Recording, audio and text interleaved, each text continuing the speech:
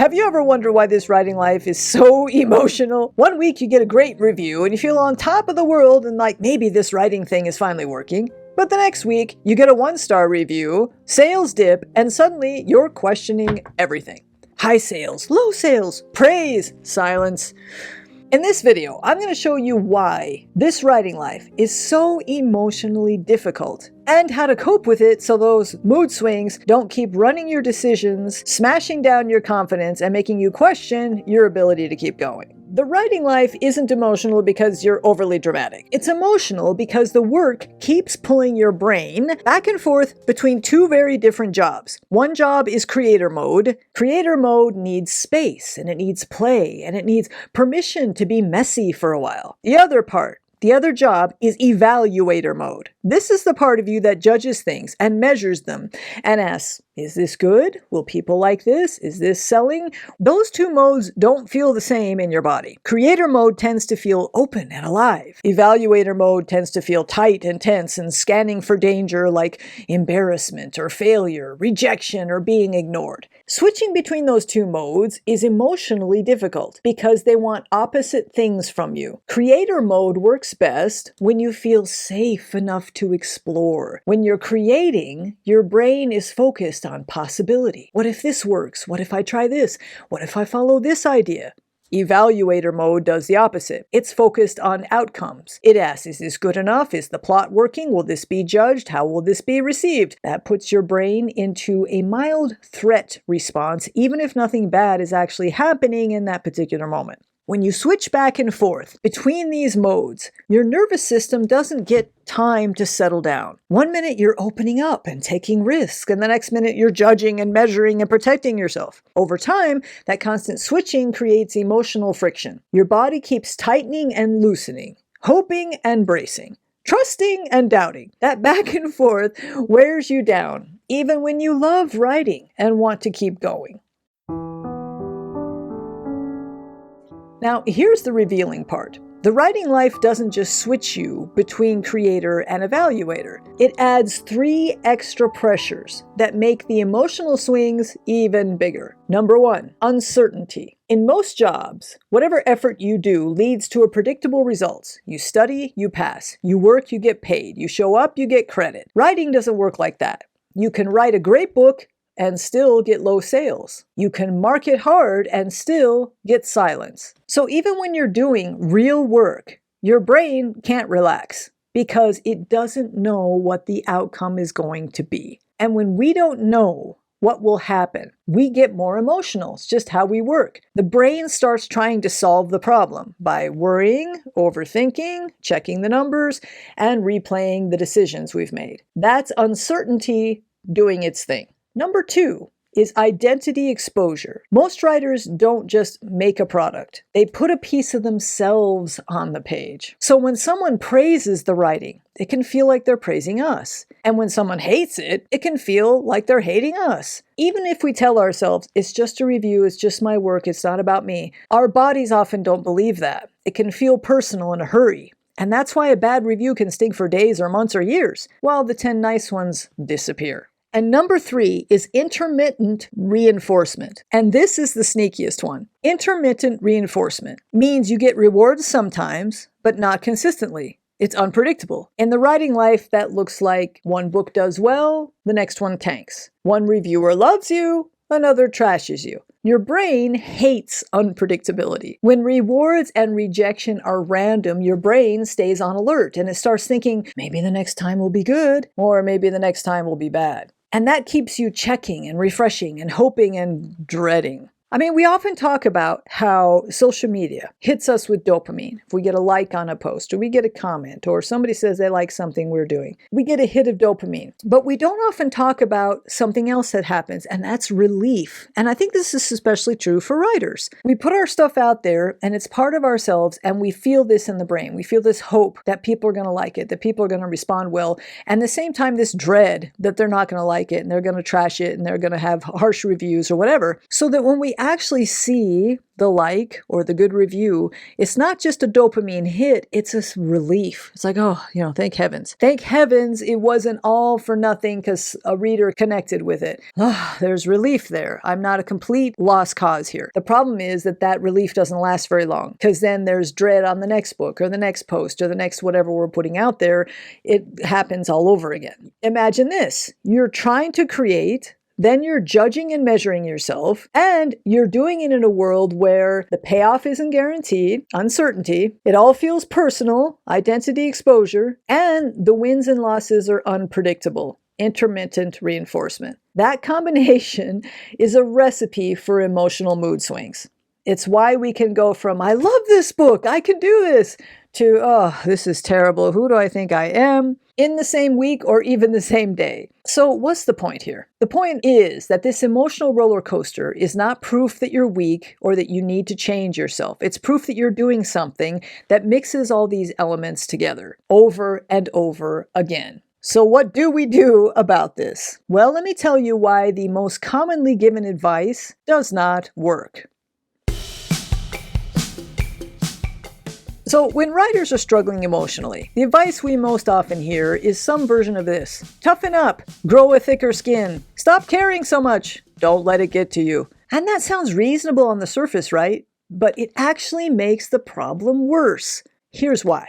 Toughen up tells your brain to ignore or push down the emotions instead of understanding them. But emotions don't just disappear because you tell them to. They're signals. They show up in the body whether we like it or not. And if we try to toughen up, what we're really doing is saying, I shouldn't be feeling this. That adds a second layer of stress on top of the first one. There's another problem with this toughen up advice. It confuses emotional strength with emotional numbness. So emotional strength doesn't mean you stop feeling what you're feeling or stop reacting to it. It means you can notice what you're feeling without being knocked off course by it. When writers try to numb themselves, it separates us not just from emotions we want to get rid of, but from all emotions. And as writers, we need access to those emotions to be able to create realistic scenes in our books. The other thing that happens when we hear this advice is that we can become more afraid of feedback, not less. So if we're feeling like, this feedback is going to make me feel bad, and then I'm going to be feeling emotions I'm not supposed to feel, then that heightens the stress. Why get feedback in the first place?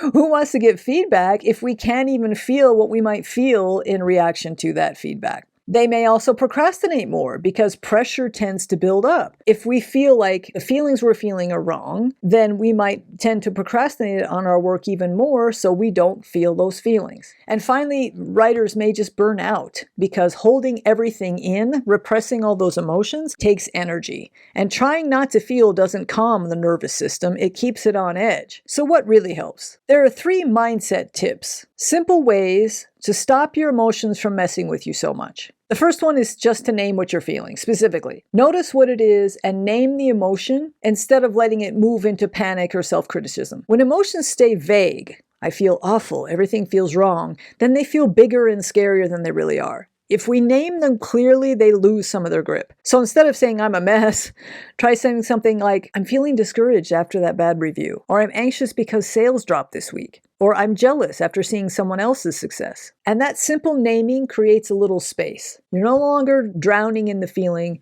you're actually stepping aside a little bit and observing it. Second step, separate the event from the meaning you're giving it. So most emotional pain doesn't come from what actually happened. It comes from what we decide it means. A low review turns into my work isn't good enough. Or a quiet launch turns into this was a mistake. Or a bad writing day turns into I'm losing my touch. This step is about slowing that leap. So the thing to do is to ask what really happened and what story am I telling myself about what happened. So for example, let's say that you get a 1-star review. Your brain may jump to meaning, this book is a failure. So you want to pause and reframe that. One person disliked this book. That's data, that's not a verdict. So you're not forcing yourself to be positive. You're choosing a true, calm interpretation that doesn't wreck your confidence. And the third tip, talk to yourself the way you would another writer. And this sounds simple, but it can be really powerful in the moment. When you're in the middle of an emotional storm, your inner voice often turns harsh really fast. You'll say things to yourself that you'd never say to another writer. So try shifting the perspective. Ask,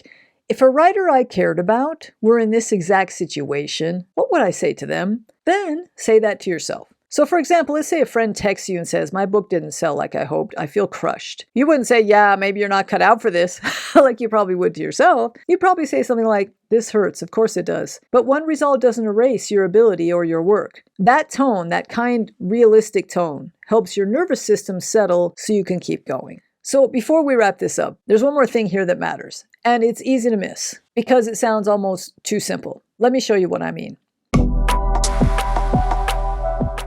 So when an emotional swing hits, the reflex is to shut it down as fast as we can. Try something gentler. Instead of fixing the feeling, give yourself permission to just feel it without rushing to explain it or make it go away. And that might sound small or like it doesn't make any difference, but it matters more than it seems. The same sensitivity that makes low reviews sting is the sensitivity that lets writers write scenes that move readers. So emotions aren't a flaw in this work, they're part of the equipment. So when something hits, good or bad, pause for a moment and say to yourself, this is what I'm feeling right now. Then just let that feeling move through you without turning it into a verdict or making it mean more than it should mean. So for example, you read a harsh review and you feel that immediate drop in your chest. Instead of replaying the words or arguing with them in your head, you just pause and acknowledge the emotional sting. You just let yourself feel disappointed for a minute. These icky emotions, they usually come on really heavy and really in a hurry. So it helps sometimes to just sit and let it wash over you for a minute. It's interesting. If we are hurt physically, we respond.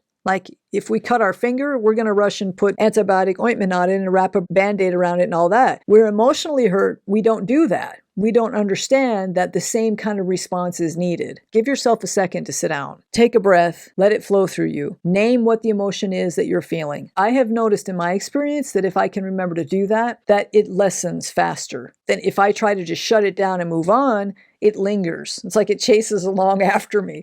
If you kind of take a moment and let yourself feel it, give your attention to it, let it wash through you, it tends to have less of a lasting impact.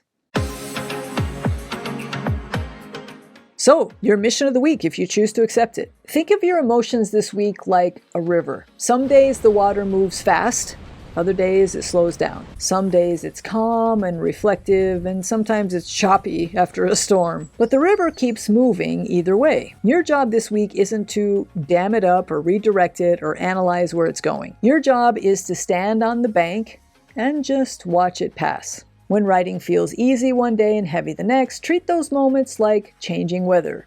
Real, but temporary. And you don't have to decide what the river means in that moment. Just practice staying on the shore long enough to watch it go by. Hey there, I'm popping in real quick to tell you about a new project of mine called the Writer's Brain Studio. This is a new community where I'm offering once a month live Q&A calls as well as once a month masterclasses and some courses on how to overcome your procrastination, self-doubt, and figure out your unique mindset all under one roof. The price that I'm offering right now for this community is the lowest that it will ever be. So if you'd like to be a founding member and get on the ground floor of what I'm doing over there, I would love to have you join us. You can check that out at the link below. Now back to the regular video. And if you'd like some more help on the emotional side of writing, stay tuned for the next video coming up on the end screen. Thanks for watching, and I'll see you there.